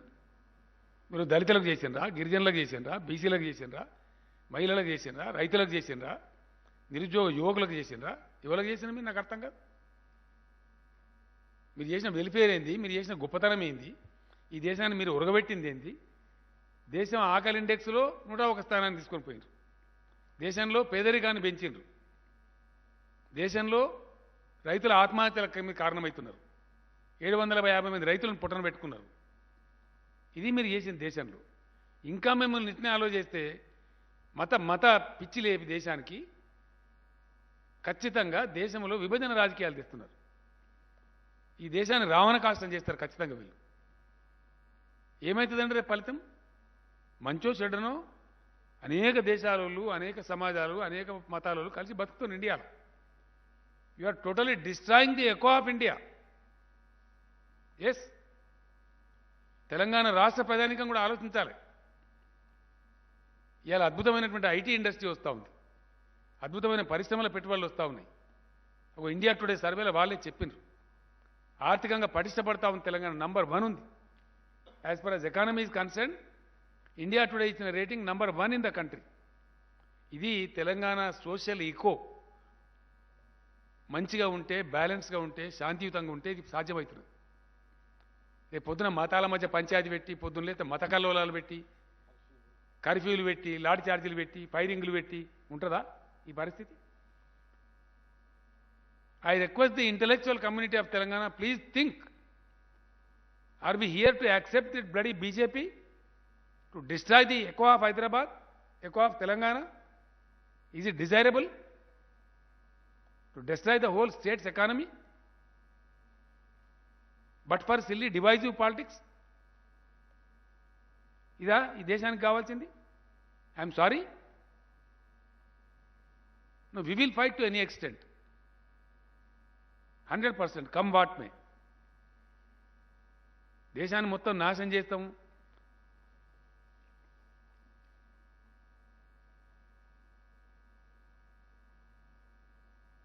ఈ పద్ధతి కాదు. వీళ్ళని నమ్మి సర్వనాశనం అయిపోతాం. మేము ఎంత పని చేసినామో తెలిసి అలా రైతులకు తెలుసు, మీకు కూడా తెలుసు విలేకరులకు. ఒకసారి ఆత్మమెట్టి ఆలోచిస్తే 7 ఏళ్ల కింద ఏందండి తెలంగాణ? 7 ఏళ్ల కింద 3 ఎకరాల రైతు పరిస్థితి ఏంది? ఇవాళ 3 ఎకరాల రైతు పరిస్థితి ఏంది? 7 ఏళ్ల కింద తెలంగాణ పల్లెలలో ఎంత డబ్బు ఉంటుండే, ఇవాళ ఎంత డబ్బు ఉన్నది? ఇవన్నీ నిజాలు కావా? తెలంగాణ భూముల ధరలు ఎక్కడి నుంచి ఎక్కడికి పోయినాయి? చాలామంది దుర్మార్గులు, దరిద్రులు, బుట్టచోరుగాళ్ళు, పనికి మాలినోళ్ళు తెలంగాణ రాష్ట్రం అయితే ధరలు పడిపోతాయి భూములు అని మాట్లాడేది. పడిపోయినాయా, పెరిగినాయా? అసలు 20 లక్షల లోపల ఇవాళ భూమి దొరుకుతుందా తెలంగాణలో ఎక్కడన్నా? ఎక్కడి నుంచి ఎక్కడ పోయింది తెలంగాణ వాల్యూ, తెలంగాణ రైతు వాల్యూ? 5 ఎకరాలున్న తెలంగాణ రైతు ఇలా కోటీశ్వరుడు. అదే 7 ఏళ్ల కింద బిచ్చగాడు, వలసపోయిండు. పోలే, మనం చూడలే. 5 ఏళ్ల కింద 5 ఎకరాల రైతేమో హైదరాబాద్ కూలి పనికి వచ్చిండు. ఇలా 5 ఎకరాల రైతు తెలంగాణలో ఏ మారుమూలకు పోయినా, నువ్వు కాగజ్ నగర్ పోయినా, మక్తల్ పోయినా, గద్వాల్ పోయినా, భద్రాచలం పోయినా, మద్నూరు మన జుక్కలు పోయినా 20 లక్షల లోపల ఎకరం జాగ లేదు. రోడ్ సైడ్ ఉంటే 30 లక్షలు, 40 లక్షలు, 50 లక్షలు. రాజీవ్ రహదారి లాంటి రాష్ట్ర హైవేకో, నేషనల్ హైవేకో అంటే 3 కోట్లు, 4 కోట్లు ధర. తెలంగాణ రైతుల వాల్యూ పెరగలేయాల. ఆనాడు ఆంధ్రాలో ఎకరం అమ్మి ఇక్కడ 3 ఎకరాలు కొన్నారు. ఇలా మా నల్గొండ రైతులు హుజూర్ నగర్ నియోజకవర్గం నుంచి, మిర్యాలగూడ నియోజకవర్గం నుంచి ఎకరం అమ్మి ప్రకాశం జిల్లాలో పోయి 5 ఎకరాలు కొంటారు, 4 ఎకరాలు కొంటారు. ఎస్, తెలంగాణ రైతులు కాలు ఎగరేసి ప్రకాశం జిల్లాలో కొంటున్నారు, కర్ణాటకలో కొంటున్నారు భూములు. 1 ఎకరం అమ్మి 3 ఎకరాలు, 2 ఎకరాలు కొంటున్నారు. ఈ ఫ్యాక్ట్ కాదా? ఖచ్చితంగా మేము ఏ తెలంగాణ సాధించాలనుకున్నామో, ఏది కలగన్నామో అది చేసినాం. తెలంగాణలో ల్యాండ్ రేట్స్ పెరిగినాయి, రైతులు కోటీశ్వర్లు అయినారు. ఒక పల్లెలో కోటాను కోట్లు ఉంటున్నాయి ఇవాళ. నాకు ఒక ఫ్రెండ్ వచ్చి చెప్పింది, సార్ ఇవాళ మా ఊళ్ళో 6 కోట్ల రూపాయలున్నాయి బ్యాంకులలో, మీరు కొన్న పంట ధాన్యం డబ్బు వచ్చింది, ప్లస్ మీరు వేసిన రైతు బంధు డబ్బులు వచ్చినాయి, 2 జమ అయినాయి సార్. మేము మేనేజర్ల దగ్గర పోయి ఆడితే పోయిన పంటలో చెప్పిండి నాకు. మేనేజర్ యాసంగి ధాన్యం కొన్నాం, డబ్బులు వేసినాం, వర్షాకాలం రైతు బంధు వేసినాం, 2 కలిస్తే మా ఊరు బ్యాలెన్స్లో సార్ మా ఊరు రైతుల డబ్బు 6 కోట్ల రూపాయలు ఉంది. 7 ఏళ్ల కింద ఏముండే? లక్షలు కూడా దిక్కు లేకుండే. ఇలా తెలంగాణ గ్రామాలు ఎంత ముఖం తెల్లబడ్డది. దీనికి అంతా ఎవరు కారణం? గ్రామం మొత్తం కలిపి లక్షలు లేకుంటుండే, ఇలా గ్రామం మొత్తం కలిపి కోట్ల రూపాయల ఆస్తి తయారైంది తెలంగాణలో. ఇలా మత్స్య కార్మికులు బ్రహ్మాండంగా చేపలు అద్భుతంగా పెంచి వాళ్ళు పైకి వస్తున్నారు. పశు సంపద పెరుగుతూ ఉంది. గొర్రెల పెంపకందారులు అద్భుతంగా తెలంగాణలో నంబర్ 1 ఇన్లాండ్ ఫిష్లో కంట్రీస్ నంబర్ 1 తెలంగాణ అని చెప్పి మన కేంద్రంలో మంత్రి చెప్పిండు పార్లమెంట్లో. మేం చెప్తలేం, మా స్టోరీ కాదు, మీ కేంద్ర మంత్రి చెప్పిండు. గొర్రెల పెంపకంలో హైయెస్ట్ గొర్రెలు ఉన్న ఈ రాష్ట్రం అంటే రాజస్థాన్ ఉండే ఇంతకుముందు. ఇవాళ నంబర్ 1 తెలంగాణ అని చెప్పి పార్లమెంట్లో సాక్ష్యం మీ మంత్రి చెప్పిండు. ఇదంతా ప్రగతి కాదా? వృత్తి పని వాళ్ళకి లాభం కాదా? వాళ్ళు మంచిగా లేరా? ఈరోజు ఒక గ్రీనరీగా చాలా చేసినాం, పంటల విస్తీర్ణం పెంచినాం, మంచి పవర్ ఇచ్చినాం, అన్ని ఇచ్చినాం.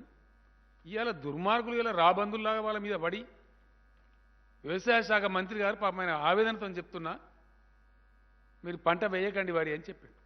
ఎక్కడి నుంచి స్టార్ట్ అయిందండి ఇదంతా? ఒక పనికి మాలినటువంటి అవగాహన లేనటువంటి వ్యక్తి మీ రాష్ట్ర పార్టీ అధ్యక్షుడు వచ్చి మీరు వరే అయ్యింది, మెడలు వంచి కొనిపిస్తాం, తొడలు వంచి కొనిపిస్తాం అని మాట్లాడాడు. దాని మీద మేము కేంద్ర మంత్రిని అడిగితే మావాడు బేవకూఫు తప్పు చెప్పిండని చెప్పిండు, అవగాహన రాయిచెంతం చెప్పిండని చెప్పిండు. నాకే చెప్పిండు డైరెక్ట్. నేను కోపానికి వచ్చినా మా అట్లా మాట్లాడినవా, నన్ను కన్సల్ట్ చేయకుండా ఎట్లా మాట్లాడినావు? నాకే మీకు కూడా చెప్పిండు. మన మంత్రులు పోయినాడు చెప్పి, నేను పోయినాడు కూడా చెప్పిండు. మా వాళ్ళు అవగాహన రాయిచెంతో, మా కిషన్ రెడ్డి కేంద్ర మంత్రి కూడా అవగాహన రాయిచెంతో మాట్లాడి అని చెప్పిండు. ఎస్ అని ఇట్లా మనిషికో మాట చెప్తారా మీరు? ఇంత డోకా చేసుకోండి. మరి మర్యాద పాటిస్తామండి, ఒక లెక్కల మర్యాద ఉంటే. నీకు మర్యాద ఉంటే మోసం చేసేది నువ్వు, ద్రోహం చేసేది నువ్వు, రైతులను ముంచేది నువ్వు, ఉల్టా మా మీద బదనామా? ఇదేం కథ? నాకు అర్థం కాదు. ఇదెక్కడ కథ?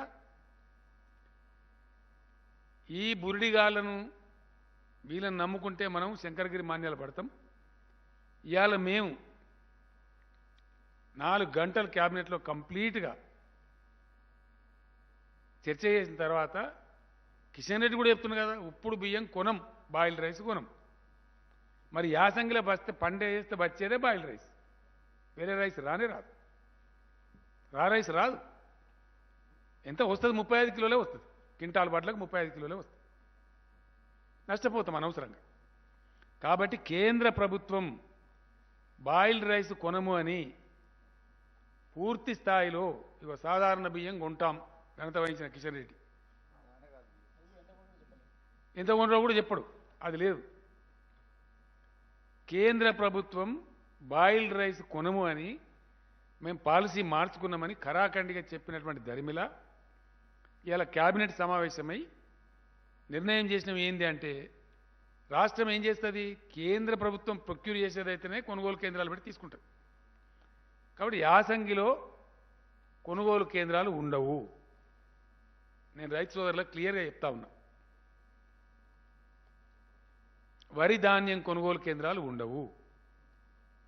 కేంద్రం చేతులెత్తేసింది కాబట్టి కేంద్రం తీసుకుంటేనే మనం ప్రొక్యూర్మెంట్ సెంటర్ పెడతాం. కేంద్రం తీసుకునే పరిస్థితి ఉందనుకో మనం ఎక్కడ పెట్టుకుంటాం? మన గోడౌన్స్ ఉండవు, స్టాక్ చేసే పరిస్థితి ఉండదు. ఎందుకంటే దాన్ని ధాన్యం పెట్టాలంటే దానికి సిస్టమ్ ఉంటుంది అన్నమాట, సైంటిఫిక్గా పెట్టాలి. ఆ గోదాములు ఒక ఎఫ్సీఏ దగ్గరనే ఉన్నాయి ఇండియాలో, ఎవరి దగ్గర లేదు. దేశం మొత్తం ఆహార ధాన్యాలు పంచాల్సిందే వాళ్ళు. పబ్లిక్ డిస్ట్రిబ్యూషన్ సిస్టమ్ బాధ్యత ఉన్నదే వాళ్ళ మీద, రాజ్యాంగ విహితమైన బాధ్యత వాళ్ళది, constitutional responsibility of government of India. అంటే బియ్యం పెట్టినా వడ్లు పెట్టినా సైంటిఫిక్గా పెట్టాలా, దాన్ని పీరియాడికల్గా ఫ్యూమిగేట్ చేయాలి, నిల్వలు ఎట్లా కాపాడాలనే పద్ధతి, శాస్త్రీయ పద్ధతులు ఉంటాయి. అవి రాష్ట్రాల దగ్గర ఉండయి. పీరియాడికల్ ఫ్యూమిగేట్ చేయాలి, ట్రీట్ చేయాలి, ఎట్లా తీయాలి పద్ధతిగా, అదంతా ఎఫ్సీఐ దగ్గర ఉంటుంది ఆ టెక్నాలజీ. వేరే దగ్గర ఉండయి. మనం నెలలు ఏదో పెట్టగలిగితే మామూలు ట్రాన్సిటరీ అరేంజ్మెంట్, కానీ సంవత్సరాల తరబడి నెలల తరబడి పెట్టగలిగే కెపాసిటీ ఏ రాష్ట్రానికి కూడా ఉండదు ఇండియాలో. కాబట్టి కేంద్రమే నిటారుగా చేతులెత్తేసింది కాబట్టి రాష్ట్రం ధాన్యం సేకరించే ప్రశ్న ఉత్పన్నం కాదు, కొనుగోలు కేంద్రాలు ఉండవు. రైతులు ఏమంటారు పాపం అమాయకంగా, సార్ ముందు చెప్తే మేము వేరే పంట వేసుకుందాం కదా, కొంటారేమో అని ఆశపడ్డాము, తీసుకుంటారేమో అని ఆశపడ్డాము. నేను పేగులు దిగదా కొట్టాను. నేను స్వయంగా పోయిన 3-4 సార్లు, కనీసం 15 సార్లు మన రాష్ట్ర అధికారులు పోయినారు, 6 సార్లు మన ఎంపీలు, మన మంత్రులు, వ్యవసాయ శాఖ మంత్రి గారి నాయకత్వంలో, సివిల్ సప్లైస్ మంత్రి గారి నాయకత్వంలో మన మంత్రివర్గం బృందం పోయింది. విమానం ఖర్చులు దండుగా అయిపోయినాయి. చివరికి నిరాశపడి మళ్ళీ చివరికి ఇప్పుడు ఏం మాట్లాడుతుండ్రు, ఈరోజు ఏం మాట్లాడుతాడు ఈ రాష్ట్రం చెందిన కేంద్ర మంత్రి, నేను పెద్ద సిపాయి కూతురు, నేను కేంద్ర మంత్రిని, ఎట్లన్నా చేసి కొనిపిస్తా అంటే నువ్వు సిపాయి. కొనం బాయిల్ రైస్ కొనం, రా రైస్ ఎంత కొంటామో చెప్పము. ఇది గొప్పతనమా? ఒక కేంద్ర మంత్రి ఒక గొప్పతనమా? రాష్ట్ర రైతుల యొక్క బతుకుతో నువ్వు చెలగాట మాడతావా? ఇదేం ఆర్గ్యుమెంట్ అండి? I'm very sorry. దీని మీద చిల్లర రాజకీయం మాట్లాడు, చెత్త మాటలు మాట్లాడు, దీనికి సంబంధం లేని మాట. ధాన్యం ఎంత కొంటారా బాబు అంటే నువ్వు హుజురాబాదు, తోకబాదు, ఇంకో బాదు, గదా అని చెత్త ఒకటే దాన్ని మాట్లాడిన మాట విన్నారు కదా మీరు. తలా తోక, గజువేలట అయిందో, దుబ్బాకనట, ఇంకేమేమో ఉంది అందులో ముచ్చట తప్ప అదేమి. ఒక అర్థవంతంగా జరుగుతున్న చర్చ ధాన్యం మీద. కొంటావా కొనవా?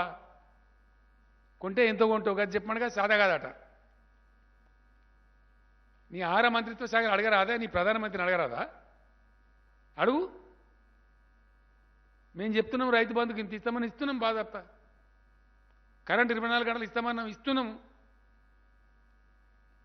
కేంద్రం తీసుకున్నాడు కొంటామని చెప్పినాం, కొన్నాము. కొన్న పైసలు వితిన్ 3 days 4 days బ్యాంకులో వేస్తామన్నాం, వేసినాం. ఇప్పటికి 10,000 కోట్లు నష్టపోయింది రాష్ట్రం. కరోనా టైంలో మక్కలు కొంటే, జొన్నలు కొంటే, జుక్కల్ నియోజకవర్గం, నారాయణఖేడ్ నియోజకవర్గం, నిజామాబాద్లో కొన్ని ప్రాంతాలు వేస్తే విధిలేక కొంటే 10,000 కోట్ల పైకి ఇయ్యాల క్యాబినెట్ లెక్క తెచ్చాడు ఫైనాన్స్ సెక్రటరీ. ధాన్యం కొనుగోలు వల్ల, రైతుల నుంచి కొనుగోలు వల్ల చేసిన ధాన్యం వల్ల ఎక్కువ ధరకు కొనాలి, తక్కువ ధరకు అమ్మాలి. కొనేది అమ్ముడు కూడా పోవు జొన్నలు. ఇంకా దానికో దిక్కుమాలిన తెలివి ఆ వాట్సాప్ యూనివర్సిటీ ఉంటుందా, దానంత పచ్చావతాలు ఇంకోటి ఉండదు బీజేపీ. ఇంత దిక్కుమాలిన దరిద్రం కూడా ప్రచారం అంటే రైతులు పండించేది బాయిల్డ్ కాదు కదని అండి అట. రైతులు పండించేది బాయిల్డ్ కాకపోతే ఏం పండిస్తారు? నీ మెదడు బాయిల్ చేయాలనా? రైతులట బాయిల్ వండారట, బాయిల్డ్ అట మిల్లర్లకు సంబంధించిందట. రైతు లేని మిల్లర్ ఉంటాడా? మిల్లర్ లేని రైతు ఉంటాడా? రైతు పండించిన ధాన్యం బియ్యం కాకపోతే అమ్ముడు పోతాయా? అసలు నువ్వు ఎఫ్సిఐ తీసుకుంటావా? ఆ బాయిల్ రైస్ పెట్టించిందే ఎఫ్సిఐ, రైస్ మిల్లర్లను ప్రోత్సహించి. మేమంటే మిల్లర్లకు అనుకూలంగా ఉన్నమాట. గింత దిక్కుమాలిన గింత దరిద్రం కూడా ప్రచారం అనండి. నాకు అర్థంగా ఇంత బ్యాంకరప్టా, ఇంత దివాలా కోరా, ఇదేం రాజకీయం? ఇదెక్కడ దిక్కుమాలిన దరిద్రం కూడా రాజకీయం అండి. ధైర్యంగా సాహసంగా మాట్లాడతాం. ఏదైనా ఉంటే అయితే అవుతుందని చెప్తాం. కాకపోతే ఇప్పుడు నేను చెప్తున్నా ధైర్యంగా, ఎస్ తెలంగాణ బిడ్డగా తెలంగాణ తెచ్చి మీ ఆస్తుల విలువ కోటాను కోట్ల రూపాయలు పెంచి మీకు రైతు బంధు ఇస్తాను, రైతు బంధు ఇచ్చి మేము చెప్తామండి బాజాప్తా. మీకు మంచినీళ్ళు చెప్పితే ఓట్లు అడగా అని చెప్పిన నేను. మంచినీళ్ళు ఇచ్చి చూపించినవి. ఇలా ఇండియాలో ఒకటే రాష్ట్రం ప్రతి ఇంటికి నల్లా నీళ్ళు ఇచ్చేది. ఇదే జానారెడ్డి గారు మాట్లాడండి అసెంబ్లీలో నాకు ఎదురుగా నిలబడి, 24 గంటల కరెంటు కనుక నువ్వు ఇచ్చినట్టయితే నీ గులాబీ కండువ కప్పుకొని తిరుగుతాను. ఆయన కండువ కప్పోలేదు వేరే విషయం, కానీ మేము చూపించినాం, ఇచ్చినాం 24 గంటలు. మేము అన్ని టార్గెట్లు సాధించినాం, చెప్పిన ప్రతి ఒక్కటి చేసినాం.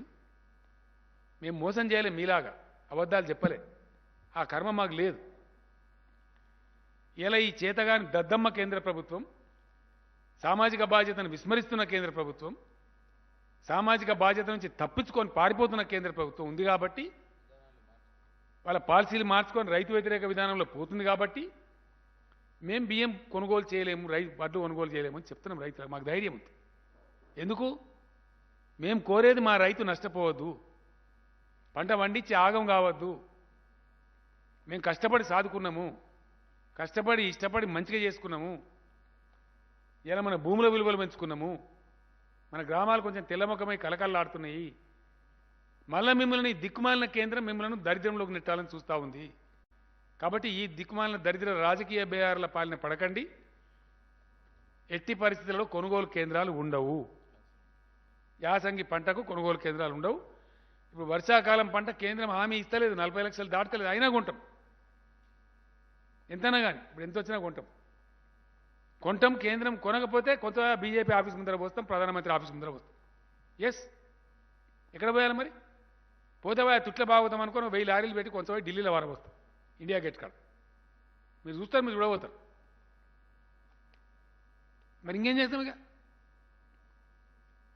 వర్షాకాలంలో కొంటాము, ఎంతైనా కొంటామని మాట్లాడుతున్నారు కిషన్ రెడ్డి. ఇక చూస్తాం. కొనలేదనుకో, ఈడ కిషన్ రెడ్డి ఇంట్లో పోస్తాం, బీజేపీ ఆఫీసులో పోస్తాం, ఢిల్లీలో ఇండియా గేట్ కాడ పోస్తాం. Yes, we have to do that.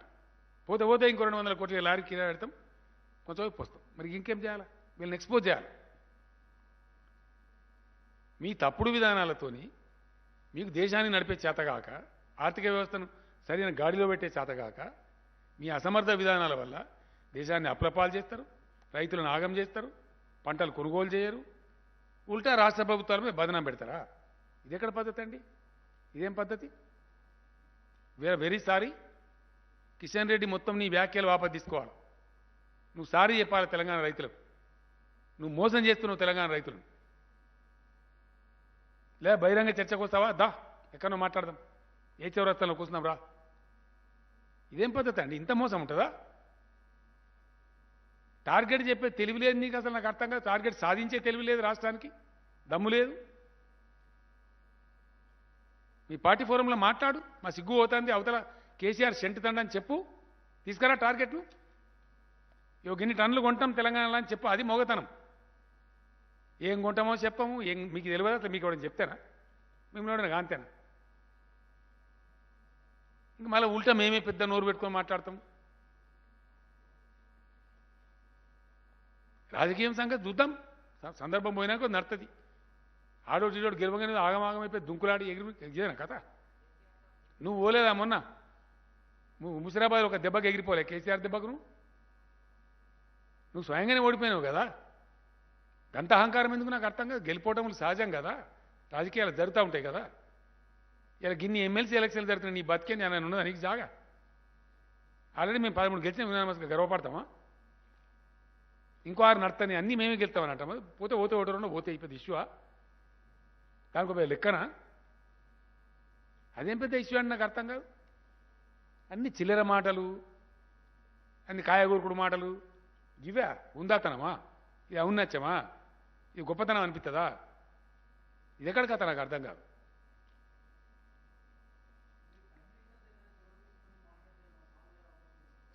ఏం ప్రైమ్ మినిస్టర్ అంటే ప్రైమ్ మినిస్టర్ చెప్పలేదు అనుకుంటారా మీరు? ప్రైమ్ మినిస్టర్ చెప్పలేదా అనండి? నేను చెప్పలేదని మీరు ఎట్లా అనుకుంటారు? చాలా సందర్భాలు అయిపోయినాయి, ఒక సందర్భం కాదు. లెటర్లు రాసినాము, ఓపెన్ లెటర్ రాసినాం ధర్నాకెళ్ళి. మొన్న రాసిన లెటర్ ప్రైమ్ మినిస్టర్కే కదా, ఏం రాలే.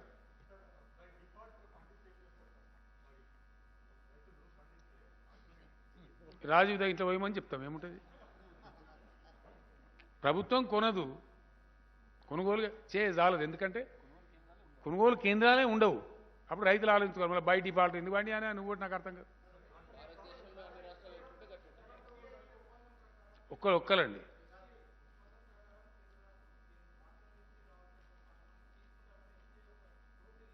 ఏం నోట్లేదండి. టార్గెట్ 40 లక్షలు ఇచ్చిండ్రు, అక్కడ వచ్చేదేమో 90 లక్షలది. అదేమో నోటు దిక్కుమాలే నోటు ఎవరికి కావాలా? యాసంగి దానికి అసలు లేనే లేదు. యాసంగి దానికి వాళ్ళకి థ్యాంక్స్, వాళ్ళు క్లియర్గా చెప్తున్నారు బాయిల్ రైస్ కొనమని. పండేదే బాయిల్ రైస్ తెలంగాణలో, వేరే రైస్ కూడా పండితే నాకు అర్థం కాదు. డ్రామా కంపెనీ ఎందుకు?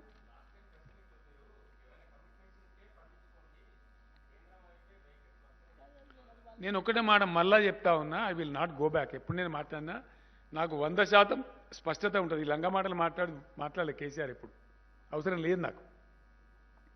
ఈరోజు కూడా నేను చెప్తా ఉన్నా, ప్రభుత్వ కొనుగోలు కేంద్రాలు ఉండవు. కేంద్రం చేతులు ఎత్తేసింది కాబట్టి, కేంద్రం మేము తీసుకోము, పాలసీ మార్చుకున్నామని చెప్తుంది కాబట్టి ప్రభుత్వ కొనుగోలు కేంద్రాలు ఉండవు. రైతులు తమంతట తాము వేసుకొని, మా తిండి కోసం వేసుకోవచ్చు. విత్తన కంపెనీలు ఉంటాయి, వాళ్ళు వేసుకోవచ్చు. లేదా ఎవడో వ్యాపారతో మాట్లాడుకున్నాం, వేసుకోవచ్చు. అది ప్రభుత్వానికి సంబంధం లేదు. వితౌట్ గవర్నమెంట్ బయట జరిగిపోతుంది. ఫర్ ఎగ్జాంపుల్, మీరు మంచి క్వశ్చన్ అడిగారు. రైతు బంధు ఇస్తాం, మా చేతుల గలది. నీళ్ళు ఇస్తాం, కరెంట్ 24 గంటలు ఇస్తాం, ఫ్రీగా ఫుల్ పవర్ ఇస్తాం, మీకు ఇబ్బంది రాక. అవన్నీ కేసీఆర్ చేతుల, రాష్ట్ర ప్రభుత్వం చేతుల ఏమున్నాయో అవన్నీ కడుపు నిండా ఇస్తాం. వాళ్ళ చేతుల ఉండి కూడా తప్పించుకునే కేంద్రంకు ఏం శిక్ష విధించాలో మీరు ఆలోచించుకోండి. 2, ఇలా హుజూర్ నగర్ మిర్యాల కూడా ప్రాంతం ఉంది. నిన్న నేను సైదిరెడ్డి ఎమ్మెల్యే గారికి మాట్లాడాను. 85% కొనుగోలు అయిపోయినాయి సార్ అని చెప్పి. ఎవరు కొన్నారా?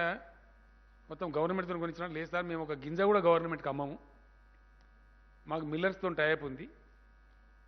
మళ్ళీ మా వాళ్ళు అమ్మిండ్రు, నాటు కూడా స్టార్ట్ చేసింది సార్ అని చెప్పాడు. ఎక్కడ? హుజూర్ నగర్ ప్రాంతంలో, హుజూర్ నగర్ నియోజకవర్గంలో. మీరు కూడా మాట్లాడచ్చు సైదిరెడ్డి గారు కావాలంటే. ఏంది అంటే, మాది 1750 కాడ కొంటున్నారు సార్, ఆరబెట్టకుండా పచ్చోట్లే కొంటారు మిల్లర్స్. మా మిల్లర్సు అక్కడ మా రైతులంతా మొదటి నుంచి టైప్ ఉన్నారు. చింటూ అనే రకమేమో 21 మందికి కొంటున్నారు అని మొత్తం డీటెయిల్ చెప్పారు. నేను ఇంత ఆవేదన కూడా ఎందుకు మాట్లాడుతున్నా అంటే, ఎవరో నిందించడం నా ఉద్దేశం కాదు. వాస్తవానికి పరిస్థితి గిట్లా ఉంటే మేము గ్రౌండ్ అంతా ఎంక్వైరీ చేస్తా ఉన్నాం, ప్రతి నియోజకవర్గం తెలుసుకుంటా ఉన్నాం, ఎక్కడ ఏం జరుగుతుందో తెలుసుకుంటా ఉన్నాం. మీ లెక్క చిల్లర రాజకీయాలు చేస్తలే, మాకు బాధ్యత ఉంది. రేపటి సంగతి దేవుడు ఇలా మేము రాష్ట్ర ప్రభుత్వంగా ఉన్నాము, మేము నామినేట్ చేసిన ముఖ్యమంత్రులం కాము, ప్రజలు నామినేట్ చేసిన మమ్మలను. కాబట్టి ఆ రైతుల గురించి మేము తపన పడతాం.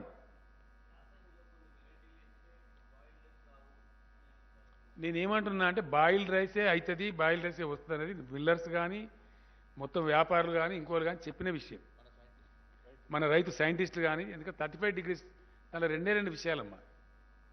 ఫిబ్రవరి 20 లోపల ఈంతేనేమో తాళవుతుంది, పొల్లవుతుంది, చలి. ఫ్రోజన్ కండిషన్లో ఈనకూడదు వరి. ఈనుడని మనం అంటాము, దాన్ని ఫ్లవరింగ్ స్టేజ్ అని సైన్స్లో అంటారు. If the flowering stage comes in the frozen winter, అది ధాన్యం గింజ పాలు పోసుకోవాలంటే దానికి అవసరమైన టెంపరేచర్ ఉండాలి. అంటే ఫిబ్రవరి 20 నుంచి 25 తర్వాతనే ఈనాలి వరి, అదే గింజ పడుతుంది. ఆ కోతకి ఏమవుతుంది, ఈనిన తర్వాత మినిమం నెల 10 పూటలు ఉండవలసి వస్తుంది. అంటే మార్చి లాస్ట్ వీక్ దాటుతుంది. 100% అప్పటికి 35 degrees దాటిపోతుంది. 35 degrees దాటిందంటే 100% నూకైతుంది. ఏ వెరైటీ అన్నా కానీ, సన్న లేదు, దొడ్డు లేదు, ఏ వెరైటీ వేస్తుంది.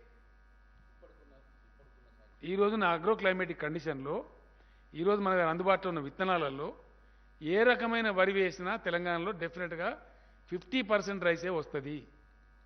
వర్షాకాలంలో వచ్చే 67 కిలోలు రావు, 35 కిలోలే వస్తాయి.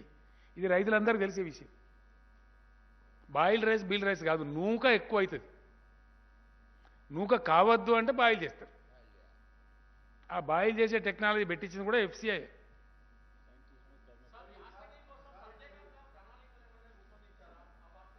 ఇంకా ప్రణాళిక ఎక్కడదండి? ఇక అదే ఆటోమేటిక్, అది రైతుల ఇష్టం కదా, దానికి ఎక్కడ పోవాలి?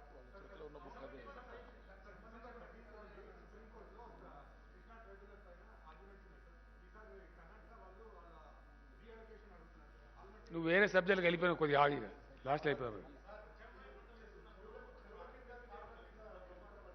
ఏంది నేను ఏమంటున్నా అంటే, అది రైతులు కూడా ఆలోచించుకోవాలి కదా. మొత్తం రాష్ట్ర ప్రభుత్వమే ఒరిగి పడతామన్నట్టుగా మాట్లాడితే మీరు కూడా బ్రాడ్గా పెద్ద ఎత్తున కొనాల్సినటువంటి కేంద్రం మొత్తం చేతులు ఎత్తేసింది కాబట్టి, మొండి వాయికరి అవలంబిస్తుంది కాబట్టి, అన్కేర్డ్గా పోతుంది. ఇన్నిసార్లు పోయి చెప్తే మమ్మల్ని బిచ్చగాల కింద ట్రీట్ చేస్తుంది కాబట్టి, వేరే ఏం పని లేదా అని మాట్లాడుతుంది కాబట్టి, పార్లమెంట్ సభ్యులను రాష్ట్ర మంత్రులను పట్టుకొని మళ్ళీ ఇంతమంది వచ్చిందేమా మీకేం పని లేదా అని మాట్లాడుతుంది కాబట్టి నిరాశ చెంది మేము ఈ మాట చెప్తున్నాం. ఇవాళ ఈ రాష్ట్రం నుంచి ప్రాతినిధ్యం వహించే కేంద్ర మంత్రి కూడా ఏం చెప్తాడు? ఏమీ చెప్పడు. 4 ముచ్చట్లు ఏదో కేసీఆర్ని తిట్టి, ఇక మేము బాధ్యత దిగినాం కదా, ఇప్పుడు ఊకోం కదా, ఇక అడుగు నిలదీస్తాం. ఇక ఇడ కాదు, ఢిల్లీలో నిలదీస్తాం, పార్లమెంట్లో నిలదీస్తాం, మొత్తం అన్ని అంశాల మీద కొట్లాడతాం. పవర్ బిల్లుకి మేము వ్యతిరేకం ఉన్నాం, కొట్లాడతాం సీరియస్గా, in the interest of the people of Telangana. అట్లనే ఉత్తరప్రదేశ్లో దళిత అని బిల్లు తెచ్చినప్పుడు ఆ ఎలక్షన్లో అని చెప్పి మా ఎస్సీ రిజర్వేషన్ వర్గీకరణది పెట్టి చాలా సంవత్సరాలు దాటిపోతా ఉంది. అక్కడ కింద పెట్టుకొని కూర్చున్నారు. మా గిరిజన రిజర్వేషన్ పెంచమని చెప్పి పంపించాం, అక్కడ కింద పెట్టుకొని కూర్చున్నారు. Wheel fight. లోక్సభలో రాజ్యసభలో ప్రతిరోజు నిలదీస్తాం. మేమేం పెట్టామండి, రైతు బంధు ఇస్తాం. మేమట్లా రైతులను తిప్పల పెట్టాం. ధాన్యం కొనుగోలు రాష్ట్ర ప్రభుత్వం చెయ్యదు, ఎందుకంటే కేంద్రం నిరాకరించింది కాబట్టి. ధాన్యం కొన్నా రాష్ట్రం పెట్టుకునే సమర్థ శక్తి రాష్ట్రానికి లేదు, ఆర్థిక శక్తి లేదు, దాన్ని పెట్టే గోదాముల శక్తి లేదు. నేను స్పష్టంగా చెప్తున్నా, దాచుకుంటలేము కదా. ఎక్స్పోర్ట్ చేసే అధికారం మనకు లేదు, మళ్ళీ కేంద్రం పర్మిషన్ ఇవ్వాలి. ఇవన్నీ ఉన్నాయి కాబట్టి కేంద్ర ప్రభుత్వం కొనుగోలు నిరాకరించింది కాబట్టి రాష్ట్ర ప్రభుత్వం కొనుగోలు కేంద్రాలు ఉండవు. వేయదలుచుకున్న వాళ్ళు వాళ్ళ రిస్కు, వాళ్ళు తినడానికి కానీ, వాళ్ళ విత్తన కంపెనీకి కానీ, వ్యాపారులతో ఒప్పందం కానీ ఉంటే వేసుకోవచ్చు, అది వాళ్ళ రిస్క్. కానీ ప్రభుత్వ పాత్ర ఉండదు. ఆటోమేటిక్గా అమ్ముడుపోతేమో వాళ్ళు అమ్ముకోవాలి. అది ఇండియాలో ఏ రాష్ట్రంలో కల్పిస్తారన్నారా? చూపిస్తావా? కొత్త విధానం. మళ్ళీ బీజేపీ వాళ్ళని అడుగుని వాళ్ళు సేకరిస్తారేమో. బీజేపీ పాలిత రాష్ట్రాలను అడుగుని, ఆ కేంద్ర మంత్రిని అడుగుండి, ఏమైనా గ్యారంటీ ఇస్తాడేమో. ఇప్పుడు బియ్యం కొనమని అన్నావు కదా, మరి వేరే పంటలు ఎత్తాడు కొంటవా అని అడుగు. పేద ప్రభుత్వం కదా, కేంద్ర ప్రభుత్వం అంటే పెద్దది కదా.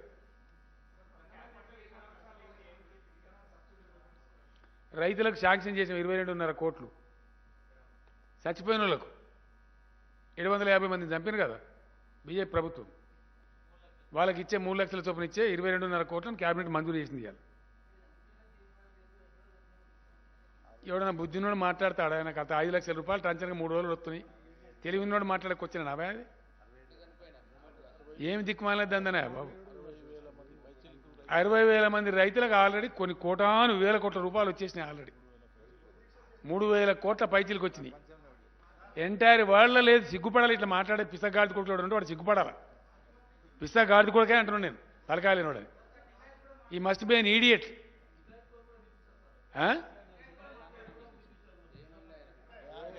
ఏంటిది అది? సరే, ఆయనకి పాపం ఏదో మిస్ఇన్ఫర్మేషన్ మాట్లాడుంటాడు. నేను చూడలే కూడా ఆయన ఏం మాట్లాడిండు వాస్తవానికి. క్వశ్చన్ ఈజ్, తెలంగాణలో అమలయ్యేటువంటి రైతు బీమా పథకం ఈ ప్రపంచంలో ఎక్కడైనా ఉందా? అది రాయి నువ్వు పేపర్. మొత్తం ప్రపంచంలోనే ఉందా, ఇండియాలో కాదు.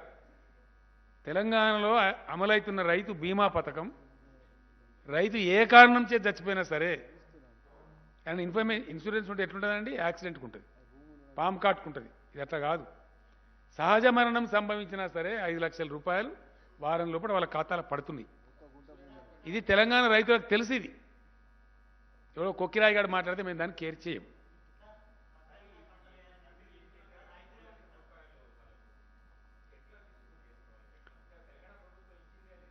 మేమే ఇస్తాం డెఫినెట్గా. నేనే పోయి డిస్ట్రిబ్యూట్ చేస్తా, మంత్రులు పోయి డిస్ట్రిబ్యూట్ చేస్తారు. తప్పకుండా గతంలో సైనికులకు చెప్పినాం, వీళ్ళకి చెప్పినాం, వాళ్ళకి మేమే ఇస్తాం. ఎవరికి అనుమానం అవసరం లేదు. రెండో పాయింట్, ఇలా శాంక్షన్ చేసినాం, వాళ్ళకి అందజేస్తాం. అది ఆటోమేటిక్ దొరుకుతాయండి. వ్యవసాయ శాఖను సంప్రదించవచ్చు, వాళ్ళు గైడెన్స్ ఇస్తారు. అది లోకల్గా అందరికీ తెలుసు. అది దాని పెద్ద ఎందుకు ప్రళయం బద్దలేదు ఏం లేదు. ఇంకోటి, మేము కేంద్ర ప్రభుత్వానికి మనం డిమాండ్ పెట్టినాం ధర్నాలో. మేము 3 లక్షలు ఇచ్చినాం, మీరు 25 లక్షలు ఇవ్వండి రైతు కుటుంబాలకు. we continue to demand the government of India. దాని మీద మాట్లాడు, దాని మీద జవాబు చెప్పు ఫస్ట్.